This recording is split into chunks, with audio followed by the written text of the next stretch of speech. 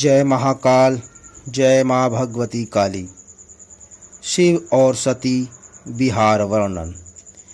मार्कंडेय मुनि जी ने कहा, इसके अनंतर मेघों के गर्जन करने पर श्री महादेव जी सती के पति के विष्णु भगवान प्रभृति सबको विदा करके अथवा त्याग करके वे हिमवान पर्वत पर राज करने के लिए चले जाते हैं। उस परमाधिक आमोद की शोभा वाली सती को अपने अत्युन्नत वृषभ पर समारोपित करके हिमालय के प्रस्थ को गमन किया था, जिसमें परम रम्य कुंजों का समुदाय था। इसके उपरांत वह सुंदर दंत पंक्ति वाली चारों हार से समन्वित मां सती भगवान शंकर के समीप शोभायमान हुई थीं। वृषभ पर स्थित भी वह चंद्र के मध्य में कलिका के समान ही थीं। वे सब ब्रह्मा आदि और मरीचि आदि मानस पुत्र दक्ष प्रजापति भी सभी सुर और असुर परम प्रसन्न हुए थे। अर्थात उस अवसर पर सभी को अत्यंत हर्ष हुआ था। जो सब भगवान शंकर के साथ में गमन कर रहे थे, उनमें कुछ तो शंखों को बजा रहे थे और कुछ सुमंगल करने वाले तालों का वादन कर रहे थे, कुछ हास्य ही कर रहे थे। इसी रीति से सबने वृषभ ध्वज का अनुगमन किया था, अर्थात शिव के पीछे पीछे गए थे। फिर ब्रह्मा जी आदि भी सब शंभु के द्वारा विदा कर दिए गए थे। वे सब परमाधिक आनंद से कुछ दूर तक शिव जी के पीछे गए थे। इसके उपरांत ब्रह्मा आदि और मानस पुत्रों ने शंभु के साथ संभाषण करके आशु गमन करने वाले रथों के द्वारा अपने अपने आश्रमों को चले गए थे। समस्त देवगण, सिद्ध और उसी भांति अप्सराओं के समुदाय और जो भी वहां पर यक्ष, विद्याधर आदि समागत हुए थे, वे सभी भगवान हर के द्वारा बिना किए हुए अपने निवास स्थानों को चले गए थे तथा वृषभ ध्वज के द्वारा ग्रहण करने पर सभी आमोद से समन्वित हुए थे। इसके अनंतर भगवान शिव अपने गणों के सहित आनंद देने वाले स्थान पर पहुंचकर, जो कि कैलाश गिरी के नाम वाला था, वहां पर शिव ने अपनी प्रिया को वृषभ से नीचे उतार लिया था।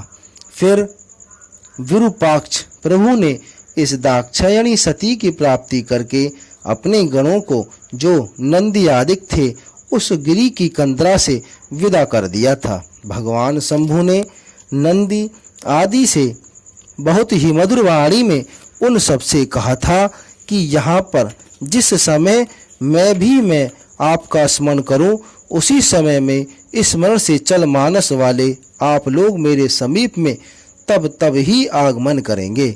इस प्रकार से वामदेव के द्वारा कथन करने पर वे नंदी, भैरव आदि सब हिमवान गिरी पर चले रहे थे। उन सबके जाने पर भगवान ईश्वर भी उस सती के साथ मोहित हो गए थे। हर भी एकांत में प्रतिदिन उस दाक्षायणी के साथ चिरकाल पर्यंत बहुत ही अधिक रमण करने वाले हो गए थे। किस समय में वन में स्वाभाविक रूप से समुत्पन्न हुए पुरुषों का समाहरण करके उनकी एक अति मन को हरण करने वाली सुंदर माला की रचना करके उन्होंने सती के हार के स्थान में नियोजित किया था। किसी समय दर्पण में अपने मुख का अवलोकन करने वाली सती का अनुगमन करके भगवान शंभु भी अपने मुख का देखा करते थे। किसी समय उन सती के कुंतलों को उल्लसित करके उल्लास में आए हुए शिव बाधा करते थे तथा किसी प्रकार मोचन किया करते थे और बराबर उन केशों को काढ़ा भी करते थे, अर्थात कंघी भी काटते थे।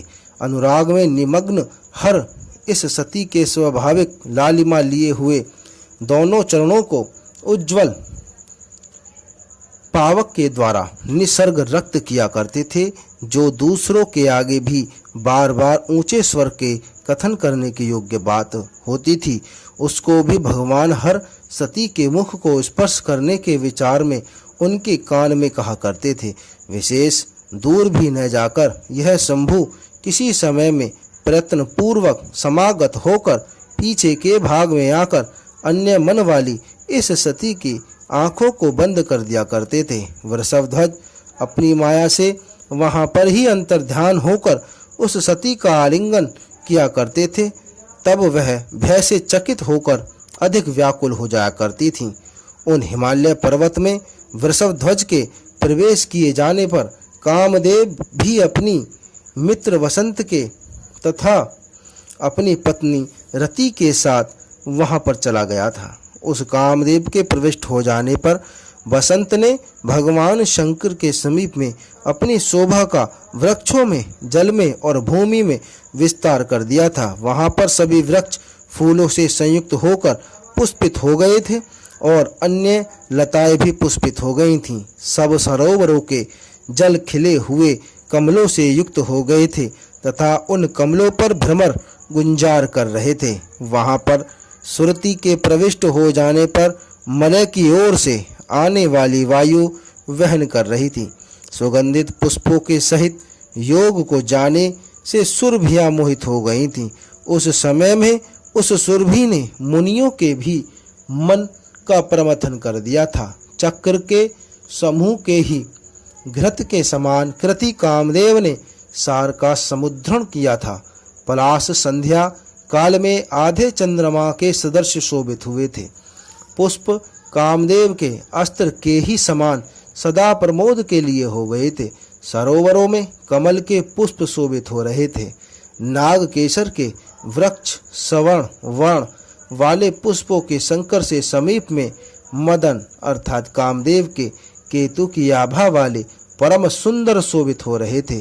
चंपक के वृक्ष बार बार हेम पुष्प तत्व को अर्थात सुनहले पुष्पों को प्रकट करते हुए विकसित प्रचुर पुष्पों से भली भांति शोभायमान हुए थे। विकसित हुए अर्थात खिले हुए पाटला से पुष्पों से दिशाएं पाटलांशु हो गई थीं। जिस किसी तरह से वे पाटल नाभ वाले वृक्ष पुष्पित हो रहे थे, अभंगवल्ली की सुरभि गंध के द्वारा वायु को सुरभित करके कामी जनों में पूर्व चिंतों को बहुत ही अधिक सम्मोहित करती थी। बासंती से वासित बल्लवज शोभित हो रहे थे। उसकी गंध के लालची भ्रमर मनोहर रति मित्र थे। सुंदर पावक के वर्चस्व वाले आम्र वृक्षों के शिखर कामदेव के बाणों के समूह से वंदनाव्रत होते हुए शोभा युक्त थे। सरोवर तथा जलाशयों का जल फूले हुए कमलों के द्वारा शोभित हुए थे, जो अव्यक्त ज्योति के उद्गम से मुनि गणों के चित्तों के ही तुल्य थे। सूर्य की किरणों के संगम से तुषार क्षय को प्राप्त हो गए थे। उस समय में उन तुषारों का क्षय विज्ञानशाली पुरुषों के हृदय से मम तत्व की ही भांति हुआ था। उस समय में प्रतिदिन कोयल निशंक होकर अपनी मधुर ध्वनि का विचार कर रही थी, जो पुष्पों में बहुत ही अधिक पुष्पों की जया धनुष की डोरी के शब्द की ही भांति था। वहां पर भ्रमर वनों के अंतर्गत पुष्पों में गमन करने वाले भ्रमर कांता की लीला को भूख वाले कामदेव रूपी व्याघ्र की ध्वनि की ही भांति गुंजन कर रहे थे। चंद्र तुषार की भांति था और भानु सकल कलाओं वाला नहीं था। यह क्रम से स्वजनों के मोह के लिए कुशलता पूर्वक इन कलाओं को धारण करता था। उस समय में चंद्रमा के साथ प्रसन्न और तुषार से रहित विभावरी सुमनोहर कामनियां प्रिय के साथ की भांति की हो गई थीं। उस समय महादेव उत्तम धरा में उत्तम सती के साथ बहुत समय तक होकर रमण करते थे। जय महाकाल, जय महाभगवती काली। अन्य आगे के भाग में।